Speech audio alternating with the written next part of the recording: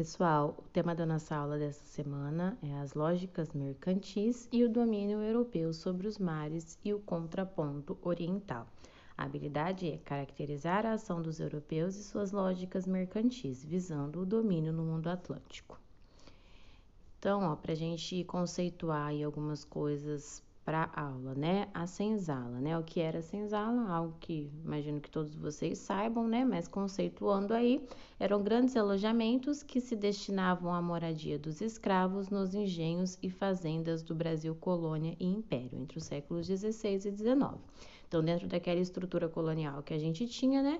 A senzala era o local onde os escravos ficavam, né? Era a moradia ali, os alojamentos desses escravos.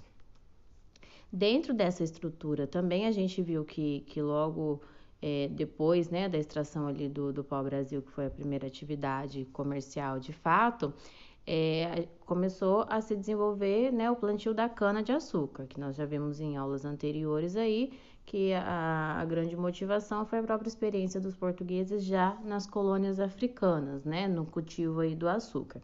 Então, o ciclo do açúcar no Brasil iniciou-se no século XVI, após a escassez da extração do pau-brasil. Isso durou até o século XVIII, proporcionando a instalação de pequenas indústrias de beneficiamento de açúcar localizadas e fixadas na Casa Grande. O açúcar foi introduzido no Brasil a partir da ilha Itamaracá, capitania de Pernambuco. Pernambuco e São Vicente destacaram-se na produção cafeeira, né? E a gente tem aí uma representação do engenho de Pernambuco, né? Nessa imagem aí.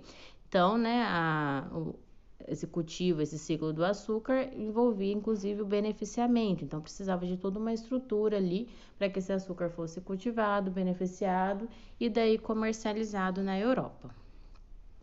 Então, a estrutura do engenho colonial, né? A gente tem ali a Casa Grande, a capela e daí o engenho de fato, né? O engenho foi a grande propriedade produtora de açúcar que reuniu os saberes e as práticas agrícolas do beneficiamento ou da produção do açúcar e da aguardente. A estrutura do engenho era formado, né? Aí a gente tem a Casa Grande, onde morava a família do senhor, a senzala, né? Que nós vimos que é onde viviam os escravos, e a capela, onde realizavam-se as missas, ok? Essa estrutura, para a gente entender melhor aqui, a gente tem ali, né, as propriedades que eram Casa Grande, Capela e Senzala, que como a gente acabou de ver. O processo de beneficiamento, né, era composto ali pelas moendas, a Casa das Fornalhas e a Casa de Purgar. E aí a gente tem aí a figura, né, a mão de obra aí, principalmente aí dos escravos nesse processo, né, embora a gente tenha também outras figuras, né, como o mestre de açúcar, o banqueiro e tudo mais.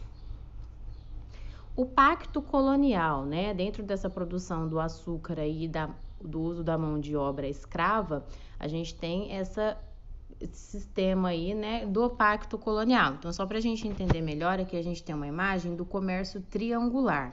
Então, esse comércio triangular, ó, que tá a definição aqui, ó, foi o nome atribuído às relações comerciais estabelecidas entre os três continentes, África, Europa e Américas, perdurando até o século XIX. A principal base do comércio triangular foi o tráfico negreiro. Funcionou por intermédio de trocas de produtos manufaturados, como tecido, aguardente, joias e outros produtos, por pessoas aprisionadas na África. A exploração das colônias baseou-se no tráfico de pessoas africanas para exercerem a força de trabalho nas monoculturas e na exploração de minérios. Então, a gente tem aqui, né, envolvido o Brasil, o continente africano e Portugal ali na Europa, né? Então, para a gente entender melhor aí, né, Portugal ia até a África, pegava esses escravos, né, esses negros que serviriam como mão de obra escrava, que era levada para o Brasil, e do Brasil o que era produzido era levado para a Europa, ok? E aí, né, tudo isso aqui estava dentro da ideia do pacto colonial, né, ou exclusivo comercial metropolitano, que era um sistema de leis e normas que as metrópoles, né, no nosso caso aqui Portugal, impunham às suas colônias durante o período colonial. Ou seja, as metrópoles eram os países que se beneficiavam dos produtos e das atividades econômicas de seus territórios coloniais, né? Então, a ideia aí, né, do pacto colonial era que dentro desse sistema aqui, o único beneficiado era sempre Portugal, né? Então, a África servia como o local de onde se levava a mão de obra escrava, o Brasil, o território onde se produzia a riqueza, e tudo isso era levado para a Europa, né? Ou seja, Portugal como beneficiário aí desse sistema.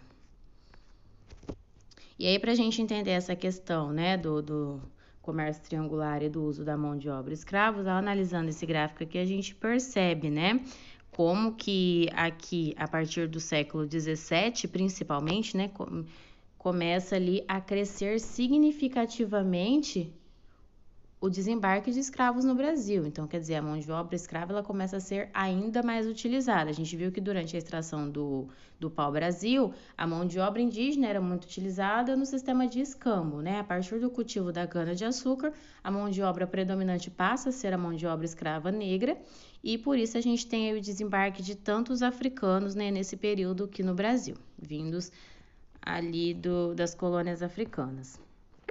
E aqui a gente tem um textinho, né, falando ali a respeito do rei da Espanha como nosso inimigo, e ao fazer a leitura do texto, a gente consegue retirar algumas informações aí, né, que ó, a maior parte dos lucros vindo do açúcar iam para a Holanda. Isso a gente viu nas aulas anteriores, né, dentro do sistema ali de produção do açúcar e tudo mais, a gente viu que a Holanda ela era responsável pela comercialização e pelo financiamento de toda a estrutura, né? Então, por isso que ao final da coisa toda, apesar de Portugal ser a metrópole, a maior parte desses lucros iam para a Holanda, né? Por conta de ser responsável pelo comércio e também de ter financiado toda a estrutura ali para essa produção.